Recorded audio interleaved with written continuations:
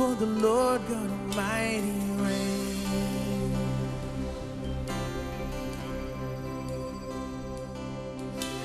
Hallelujah.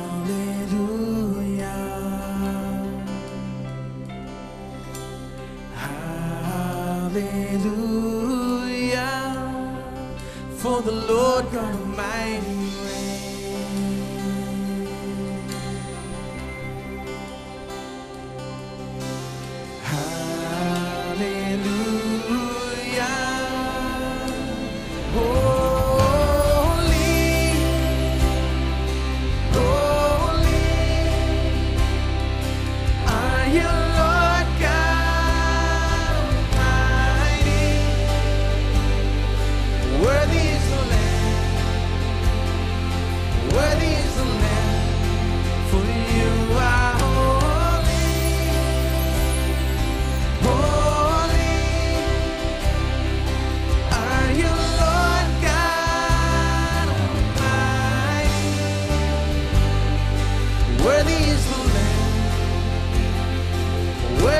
the Lamb.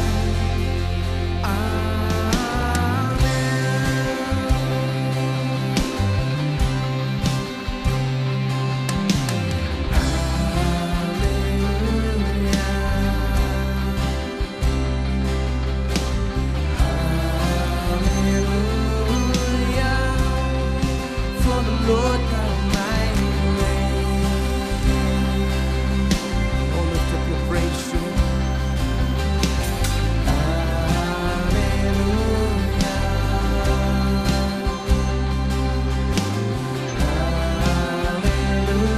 Hallelujah. For the Lord God Almighty reigns.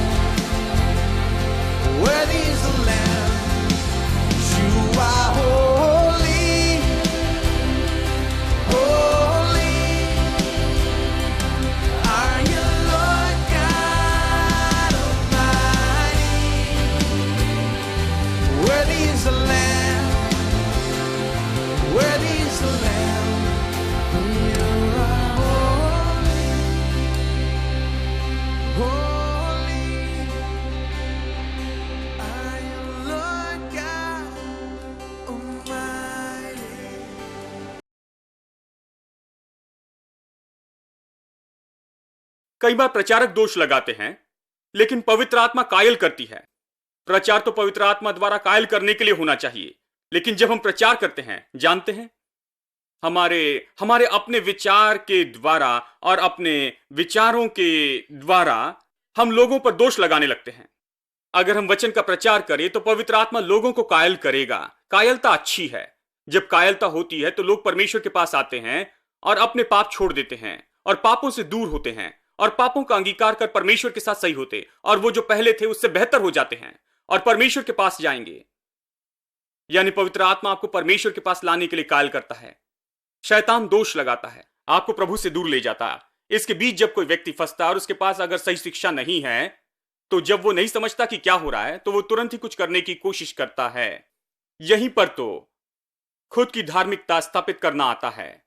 वो जब जानता है कि उसने गलती की है, उसने पाप किया, अब वो अपनी धार्मिकता स्थापित करने की कोशिश करता है। वो इसे कैसे करता है? वो कहता है, अगर मुझे धर्मी होना है तो मुझे सिद्ध होना होगा।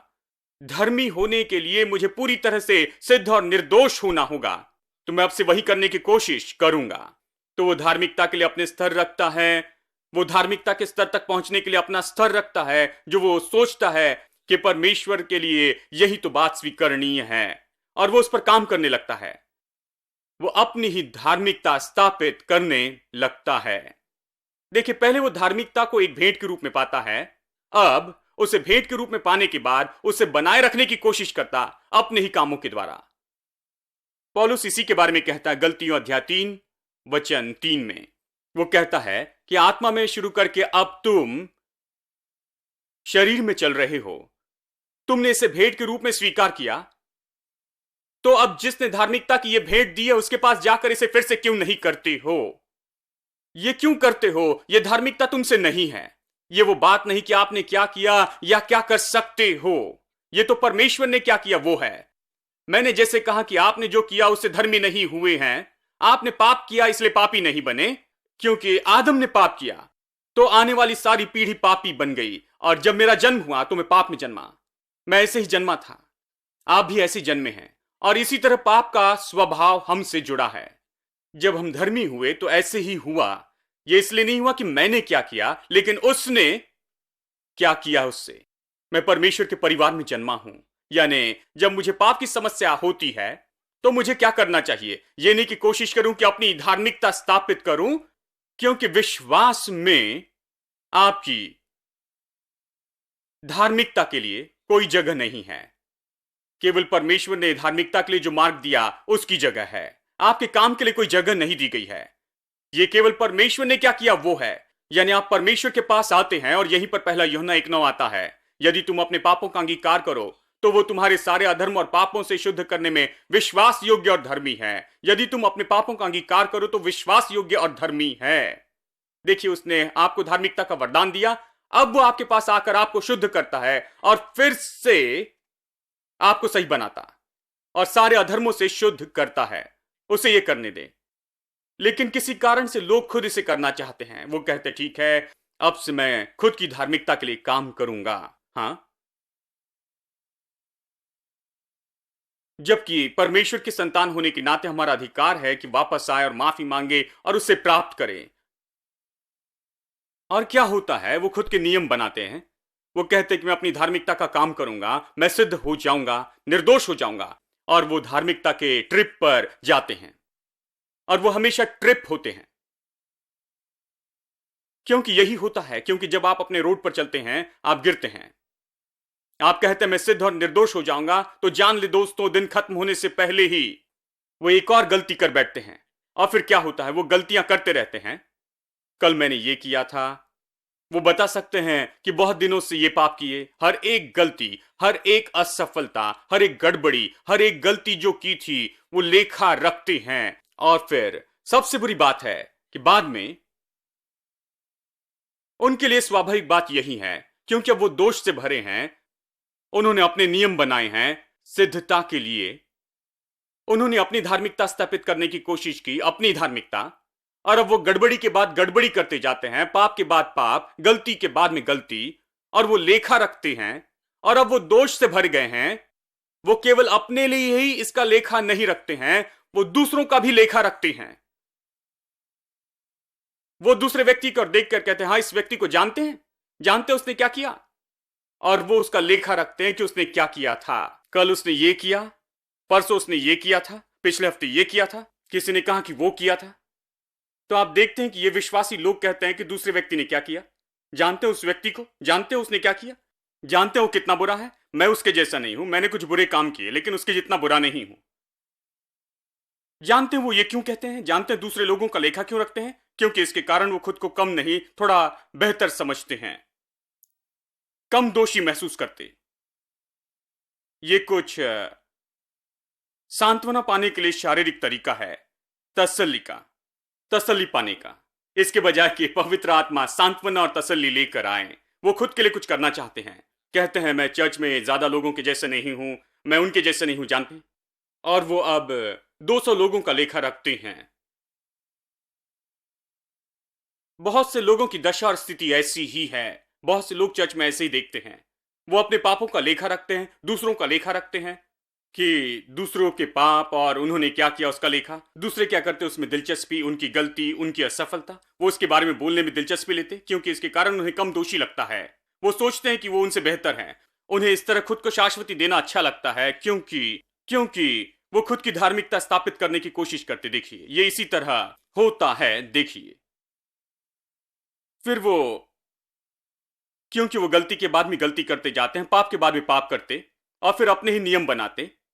फिर क्या होता है, वो सोचते हैं चर्च में क्यों जा रहे हैं, क्योंकि जब चर्च में जाए वहां पर भी नियम प्रचार होते हैं।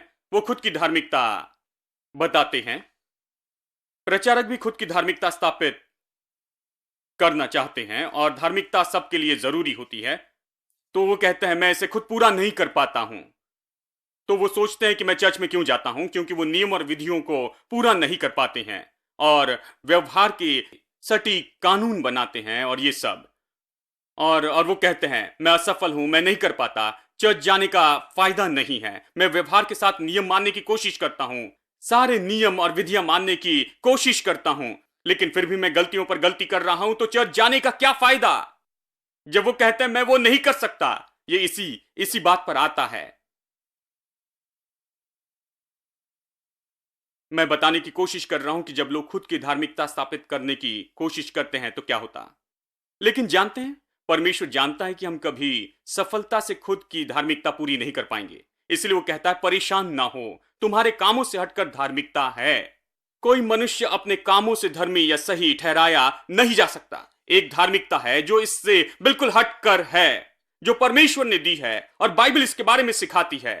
देखिए, हम बाइबल में और जो प्रभु ने दिया उससे नहीं देखते। हम अपनी धार्मिकता के लिए काम करते हैं और खुद करने की कोशिश करते जाते हैं।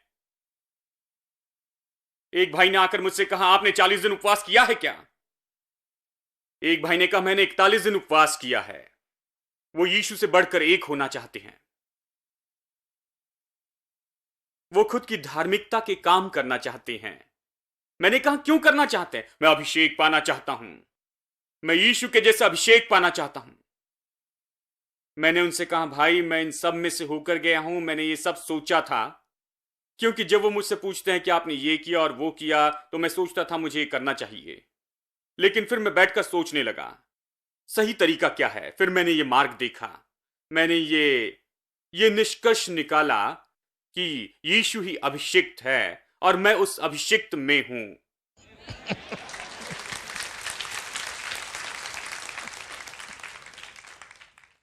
मैं कभी प्रचार के लिए अयोग्य महसूस नहीं करता। अगर मैं प्रचार के लिए अयोग्य महसूस करता तो अक्सर प्रचार नहीं करता। मैं जानता हूं कि सब कुछ सही कैसे करें। मैं जानता हूं कि मैंने ऐसा कुछ नहीं किया जिससे मैं प्रचार के योग्य हो जाऊं, क्योंकि परमेश्वर ने मुझे पवित्र मौका दिया है। मैंने इसे करना नहीं चुना, मैंने खुद इसे लेना नहीं चुना, मैंने खुद इसे नहीं चुना। प्रभु ने मुझे ये दिया, प्रभु ने मुझे धार्मिकता दी है। अब जो धार्मिकता मेरे पास है वो तो मेरी धार्मिकता नहीं है, ये तो परमेश्वर की धार्मिकता है। तो मैं क्यों चिंता करूं? अगर मुझे समस्या और मैं किसी के बारे में बुरा महसूस करता हूं, अगर मैंने कुछ गलत किया है, मैंने गड़बड़ी की है, अगर मैं गलती कर रहा हूं, हां मैं दूसरे मनुष्यों के जैसे ही हूं। मुझे पैंट पहनते समय एक पैर ही डालना पड़ता, बाकी दूसरे लोगों जैसे। कुछ लोग सोचते हैं पास्टर सैम बस ऐसे ही पहन लेते होंगे। जानते पैंट अपने आप आ जाती है? नहीं, यहां आने के लिए तैयारी करते हुए देखना चाहिए। मेरे प्रभु ये तो युद्ध है।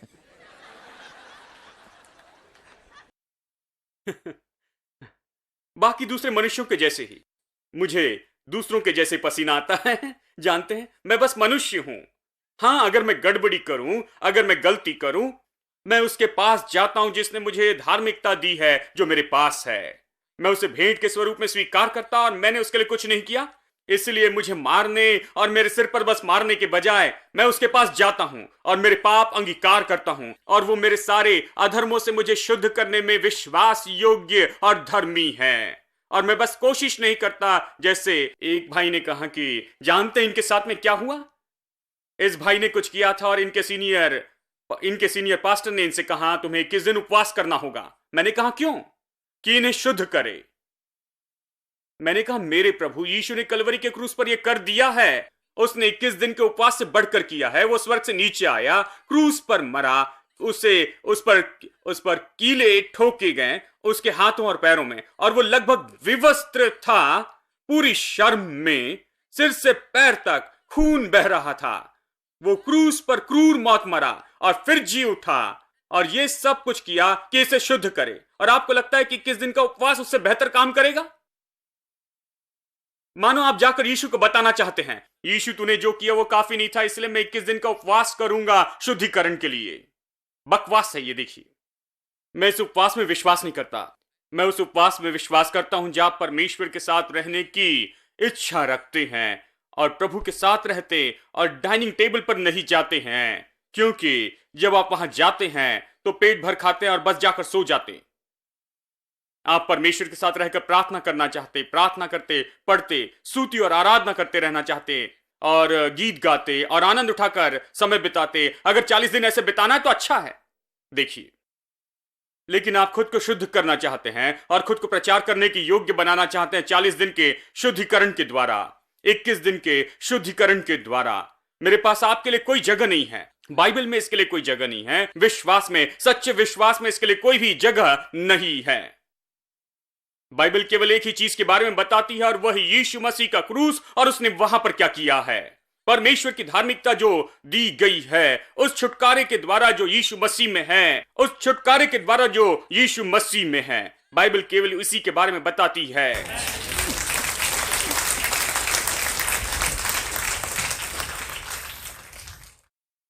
आमेन। मैं उसमें हूं। अभिषेक इसलिए नहीं है कि मैं उसमें से कुछ निचोड़कर बाहर निकालने की कोशिश कर लूं। जानते हैं, नहीं, मैं उसमें हूं और इसीलिए मेरी आत्मा, प्राण और मेरा शरीर उसे समर्पित है। मेरी जीभ उसकी जीभ होती है, उसके शब्द मेरे शब्द होते हैं और मैं यहां खड़ा होता हूं और मुझे बस यही करना है कि मुझे अपना मुंह खोलकर कहना है और वचन, प्रभु का वचन बहने पाए। परमेश्वर की सामर्थ होती है कि चंगाई दे, छुटकारा दे और लोगों को आशीष दे, और आशीषें उसमें से बहती जाती है। केवल इसलिए नहीं कि मैंने खुद को योग्य बनाया, क्योंकि वो योग्य है और मैं उसमें हूं।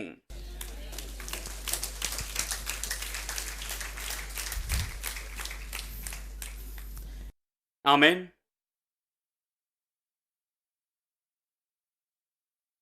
मेरे प्रभु, मैंने ऐसा कुछ कहा जिसे सुनकर लोग कहते हैं, मेरे प्रभु। वो अभिषिक्त है और मैं बस उसमें हूं और उसका अभिषेक मेरे द्वारा बहता है। ठीक है। लोग कहते हैं पवित्र जीवन के बारे में क्या भाई? देखिए, पवित्र जीवन तो लोग अक्सर व्यवहार से जोड़ते हैं, लेकिन पवित्रता व्यवहार नहीं है। पवित्रता परमेश्वर के जैसे मन रखना है, परमेश्वर के जैसा मन, परमेश्वर के जैसे विचार करना, प्रभु को जो पसंद है वो पसंद करना, जिससे वो नफरत करता उसे नफरत करना। पवित्रता यही है। तो व्यवहार के बारे में क्या भाई? व्यवहार उस तरह की सोच से बाहर आता है, इसलिए व्यवहार को सोच से पहले न रखें, क्रिया को दिल के आगे न रखें और मन के। आप पवित्र हैं, इसीलिए पवित्रता का व्यवहार करते हैं। आप खुद को पवित्रता में नहीं रखते हैं कि पवित्र हो जाएं। आप धार्मिकता का काम नहीं करते हैं कि आप धर्मी हो जाएं। आप धार्मिकता का काम करते हैं क्योंकि आप धर्मी हैं। आम के पेड़ पर आम इसीलिए नहीं लगते। आम का पेड़, देखिए, पेड़ पर आम लगे हैं इसलिए वो आम का पेड़ नहीं है, वो आम का पेड़ है इसीलिए उस पर आम लगे हुए हैं। आशा है कि आप समझ रहे हैं। यह आम का पेड़ है, यह आम का पेड़ है इसीलिए नहीं क्योंकि आम लगे हैं। यह आम का पेड़ है इसलिए इस पर आम लगे हुए हैं। इसे सही कर ले दोस्तों, लेकिन लोग इसे उल्टा समझते हैं। मेरे साथ निकाले पहला यूहन्ना 1:9, यही वचन है जो लोग कहते हैं, क्योंकि जब वो इसके बारे में कहते हैं, हां, केवल धार्मिकता के काम करने से हम धर्मी ठहरते हैं, वो कहते हैं, मैं दिखाऊंगा ये सच नहीं। पहला यूहन्ना 1:9, यदि हम अपने पापों को मान ले तो वो हमारे पापों को क्षमा करने में और हमें सब अधर्म से शुद्ध करने में विश्वास योग्य और धर्मी है। यानी वो क्या कहते हैं? देखिए, जब आप पाप करते हैं, धर्मी व्यक्ति हैं, आप पाप करने पर अधर्मी होते हैं, वो कहते हैं। यानी जब आप अपने पापों का अंगीकार करते तो फिर से धर्मी बनते हैं। मैं सहमत नहीं हूं, क्योंकि आप अंगीकार के कारण धर्मी नहीं होते हैं। अगर मैं अंगीकार के कारण धर्मी हो सकता हूं तो यीशु को कलवरी के क्रूस पर मरने की जरूरत नहीं थी। जब मैंने उद्धार पाया तो बस पापों का अंगीकार करता और फिर बस धर्मी बन जाता। जब मैंने उद्धार पाया तो मेरे पापों का अंगीकार करने से मैं धर्मी नहीं बना। हेलो। जब मैंने उद्धार पाया तो मेरे पापों का अंगीकार करने से मैं धर्मी नहीं बना। याद रखिए, पाप करने से मैं पापी नहीं बना। मैं धार्मिकता के कामों को करने से धर्मी नहीं बना। मैं धर्मी कैसे बना? मैं धर्मी बना उसने जो किया उसके कारण। तो मैंने उद्धार पाया, तब मैंने क्या किया? मैं बस यीशु का अपना प्रभु और उद्धारकर्ता ग्रहण किया। मैं इसी तरह धर्मी बना। यानी मुझे किसने धर्मी बनाया? ये मेरा अंगीकार नहीं जिसने मुझे धर्मी बनाया, जो मुझे धर्मी बनाता। ये वो छुटकारा है, वो क्रूस के द्वारा दिया गया है, वो मृत्यु। यानी यीशु ने पाप उठाने के कारण मैं धर्मी बना हूं। अब ये फिर से कभी नहीं होगा। ये एक बार सदा के लिए हो गया। मैं इस तरह से धर्मी बनाया गया। अब मैं धर्मी होने के बाद अगर पाप करता हूं तो बाइबल मुझे क्या करने के लिए बताती है? ये मुझे नहीं बताती कि अब मैं अधर्मी हो गया, अब मुझे वापस जाकर अंगीकार कर धर्मी होना होगा। ये मुझे बताती है कि जाकर अपने पापों का अंगीकार करे, कि वो मुझे शुद्ध करे मेरे अधर्मों से। शुद्ध शब्द ही काफी है। ये नहीं कहता कि मुझे धर्मी बनाएगा, ये कहता है कि मेरे अधर्मों से शुद्ध करेगा। इसलिए यीशु ने कहा कि मनुष्य के एक बार नहाने के बाद मनुष्य को केवल अपने पैर धोने की जरूरत है जब भी वो बाहर जाकर भीतर आता है, क्योंकि उसके पैरों पर कुछ धूल लगी है।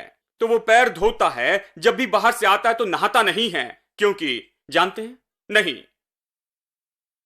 यानी जब आप पाप करते हैं तो क्या करते हैं? कुछ गंदगी उस धार्मिकता के वस्त्र पर आ गई है, आप पर कुछ धूल लगी है पाप के कारण, तो आप आकर अंगीकार करते हैं और इसके कारण शुद्धिकरण हो जाता है।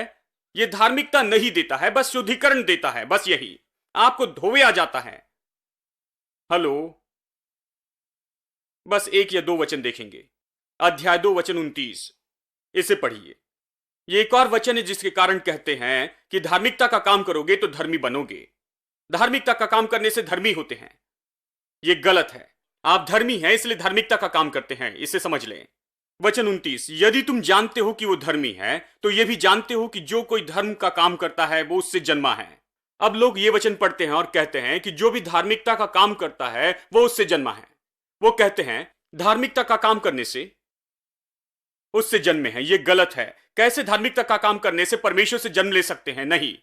ये बस यही कहता है कि यदि तुम किसी को धार्मिकता करते देखो तो जान लो कि यह परमेश्वर से जन्मा है, इसलिए धार्मिकता का काम करता है।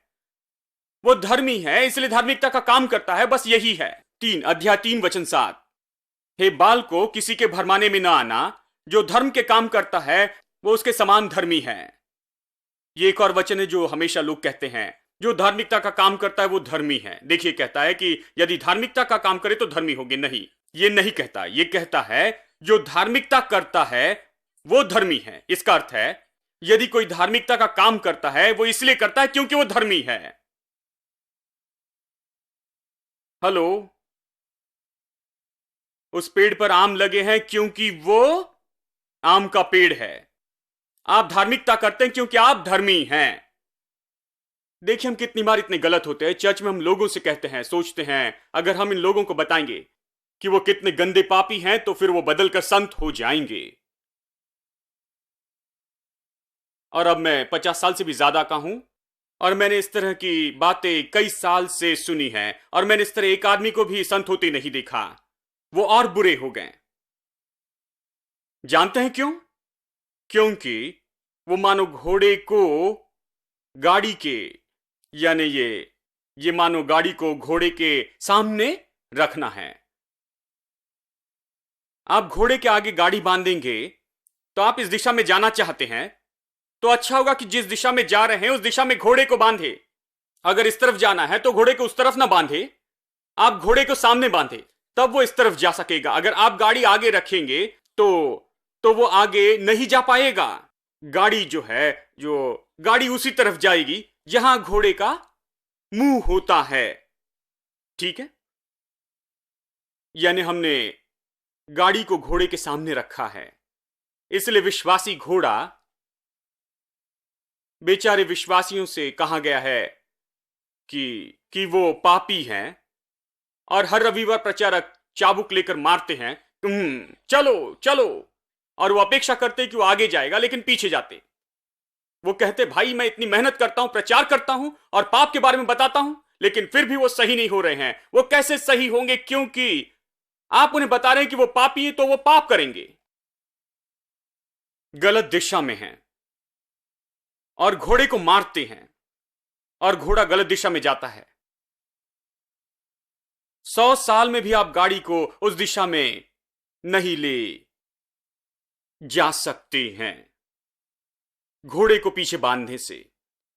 सरल है, बस घोड़े को लेकर सामने बांधे और उससे बस इशारा करे तो वो चलने लगेगा।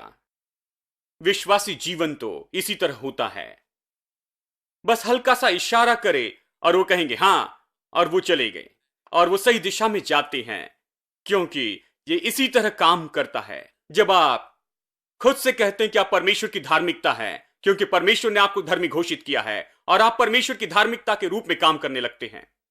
हां, बस पुरानी कहानी है, लुंगी की मानसिकता और सूट की मानसिकता।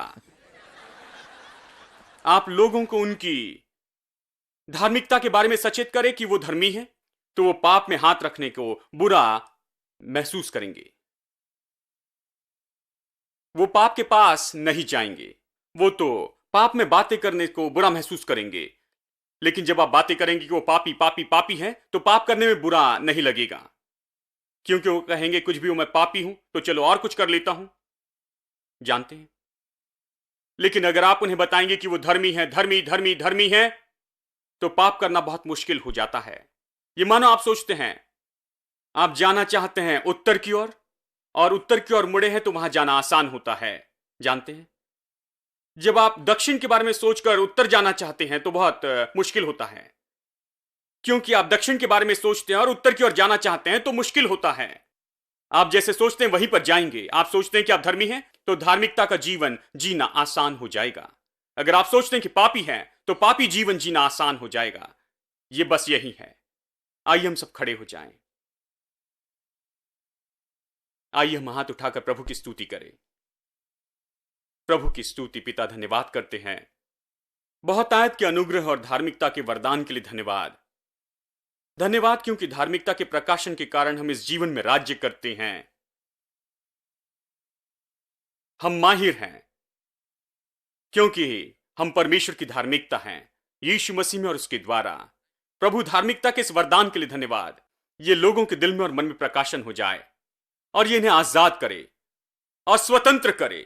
इन्हें आजाद करके ये खुश हो जाएं, इन्हें आजाद करके परमेश्वर के साथ संगति का आनंद उठाएं, आजाद करके प्रतिदिन परमेश्वर के साथ चले। इन्हें आजाद करके अपना जीवन सही बनाते रहें और उन बातों से आजाद हो जिनमें ये फंसते हैं, और ये परमेश्वर के साथ सही होकर सही दिशा में आगे बढ़े। ओ, इस सत्य के लिए धन्यवाद, क्योंकि सत्य हमें आजाद करता है।